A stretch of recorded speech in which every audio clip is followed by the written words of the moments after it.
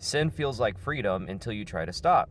In Romans chapter 6, it says, "Don't you know that when you offer yourselves to someone as obedient slaves, you are slaves of the one you obey, whether you are slaves to sin, which leads to death, or to obedience, which leads to righteousness?" Whatever we obey, we become slaves to, no matter what it is.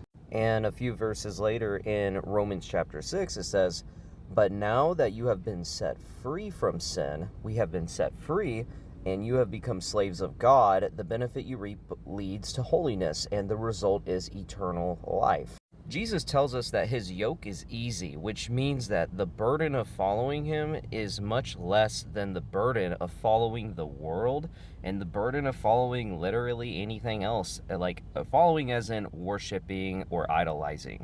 And then in John 8:34, Jesus says, "Very truly I tell you, everyone who sins is a slave to sin. Now a slave has no permanent place in the family, but a son belongs to it forever. So if the Son sets you free, you will be free indeed."